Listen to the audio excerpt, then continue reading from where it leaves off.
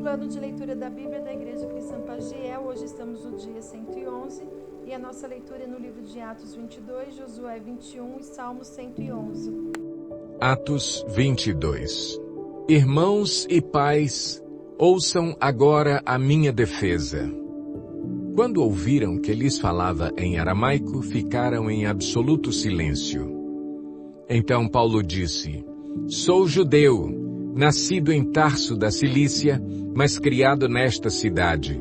Fui instruído rigorosamente por Gamaliel na lei de nossos antepassados, sendo tão zeloso por Deus quanto qualquer de vocês hoje. Persegui os seguidores deste caminho até a morte, prendendo tanto homens como mulheres e lançando-os na prisão, como podem testemunhar o sumo sacerdote e todo o sinédrio.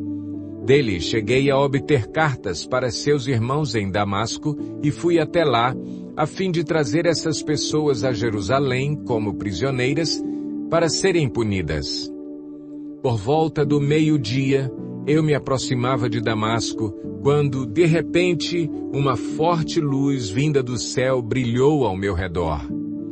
Caí por terra e ouvi uma voz que me dizia: Saulo, Saulo, por que você está me perseguindo? Então perguntei: Quem és tu, Senhor? E ele respondeu: Eu sou Jesus, o Nazareno, a quem você persegue.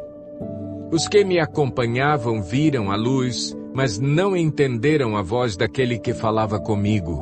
Assim perguntei: Que devo fazer, Senhor? Disse o Senhor: Levante-se, entre em Damasco, onde lhe será dito o que você deve fazer. Os que estavam comigo me levaram pela mão até Damasco, porque o resplendor da luz me deixara cego. Um homem chamado Ananias, piedoso segundo a lei e muito respeitado por todos os judeus que ali viviam, veio ver-me e, pondo-se junto a mim, disse: Irmão Saulo, recupere a visão. Naquele mesmo instante pude vê-lo. Então ele disse: O Deus dos nossos antepassados o escolheu para conhecer a sua vontade, ver o justo e ouvir as palavras de sua boca. Você será testemunha dele a todos os homens daquilo que viu e ouviu. E agora, que está esperando? Levante-se, seja batizado e lave os seus pecados, invocando o nome dele. Quando voltei a Jerusalém, estando eu a orar no templo, caí em êxtase e vi o Senhor que me dizia: Depressa, saia de Jerusalém imediatamente, pois não aceitarão seu testemunho a meu respeito. Eu respondi: Senhor, estes homens sabem que eu ia de uma sinagoga a outra, a fim de prender e açoitar os que creem em ti. E quando foi derramado o sangue de tua testemunha, Estevão, eu estava lá, dando minha aprovação e cuidando das roupas dos que o matavam. Então o Senhor me disse: Vá, eu o enviarei para longe, aos gentios. A multidão ouvia Paulo até que ele disse isso. Então todos levantaram a voz e gritaram: Tira esse homem da face da terra! Ele não merece viver! Estando eles gritando, tirando suas capas e lançando poeira para o ar, o comandante ordenou que Paulo fosse levado à fortaleza e fosse açoitado e interrogado para saber por que o povo gritava daquela forma contra ele.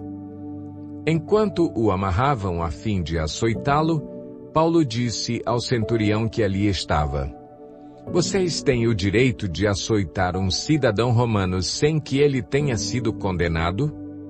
Ao ouvir isso, o centurião foi prevenir o comandante. Que vais fazer? Este homem é cidadão romano. O comandante dirigiu-se a Paulo e perguntou: Diga-me, você é cidadão romano? Ele respondeu: Sim, sou. Então o comandante disse: Eu precisei pagar um elevado preço por minha cidadania. Respondeu Paulo: Eu a tenho por direito de nascimento. Os que iam interrogá-lo retiraram-se imediatamente, O próprio comandante ficou alarmado ao saber que havia prendido um cidadão romano.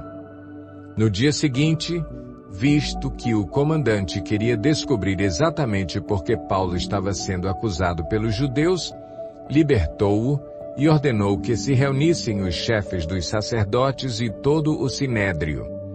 Então, trazendo Paulo, apresentou-o a eles. Josué 21. Os chefes de família dos levitas se aproximaram do sacerdote Eleazar, de Josué, filho de Num, e dos chefes das outras famílias das tribos dos israelitas, em Siló, na terra de Canaã, e lhes disseram: O Senhor ordenou por meio de Moisés que vocês nos dessem cidades onde pudéssemos habitar e pastagens para os nossos animais.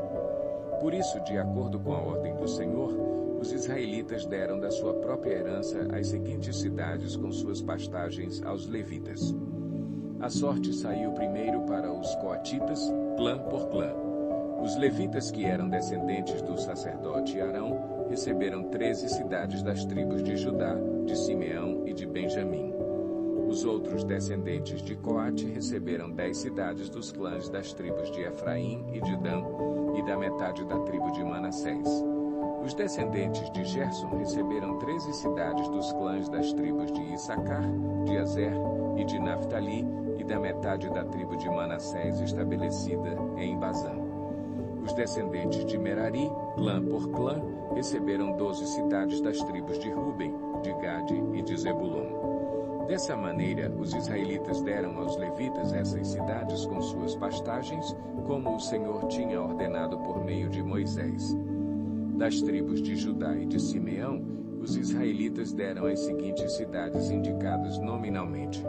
Foram dadas aos descendentes de Arão, que pertenciam aos clãs coatitas dos levitas, pois para eles saiu a primeira sorte. Quiriate-Arba, que é Hebron, com as suas pastagens ao redor, nos montes de Judá. Arba era antepassado de Enaque. Mas os campos e os povoados em torno da cidade foram dados a Calebe, filho de Jefoné, como sua propriedade. Assim, aos descendentes do sacerdote Arão, deram Hebron, cidade de refúgio para os acusados de homicídio, Libna, Jatir, Estemoa, Olom, Debir, Aim, Jutá e Bet-Semes, cada qual com os seus arredores.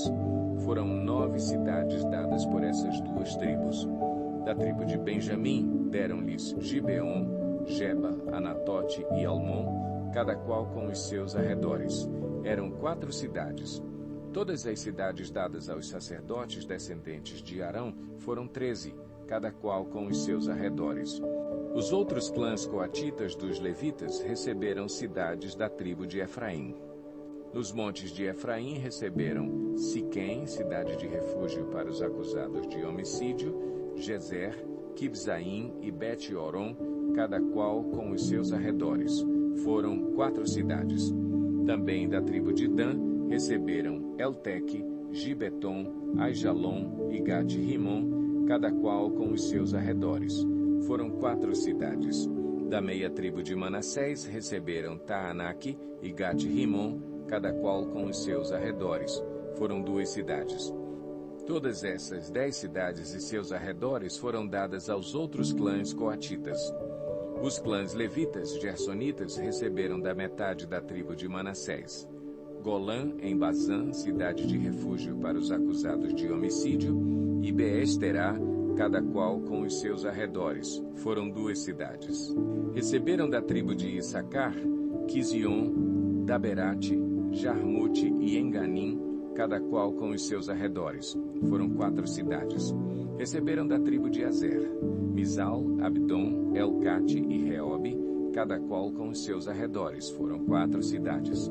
Receberam da tribo de Naftali, Quedes na Galileia, cidade de refúgio dos acusados de homicídio, Ramote-Dor e Cartã, cada qual com os seus arredores. Foram 3 cidades. Todas as cidades dos clãs gersonitas foram 13. Os clãs meraritas, o restante dos levitas, receberam as seguintes cidades. Da tribo de Zebulon, Joqueneão, Cartá, Dimna e Naalau, cada qual com os seus arredores. Foram 4 cidades. Da tribo de Ruben, Bezer, Jaza, Quedemote e Mefaate, cada qual com os seus arredores. Foram 4 cidades. Da tribo de Gade, em Gileade, Ramote, cidade de refúgio dos acusados de homicídio, Maanaim, Esbom e Jazar, cada qual com os seus arredores. Foram 4 cidades ao todo. Todas as cidades dadas aos clãs meraritas, que eram o restante dos levitas, foram 12. No total, as cidades dos levitas nos territórios dos outros israelitas foram 48 cidades com os seus arredores. Cada uma de todas essas cidades tinha pastagens ao seu redor. Assim, o Senhor deu aos israelitas toda a terra que tinha prometido sob juramento aos seus antepassados, e eles tomaram posse dela e se estabeleceram ali. O Senhor lhes concedeu descanso de todos os lados, como tinha jurado aos seus antepassados.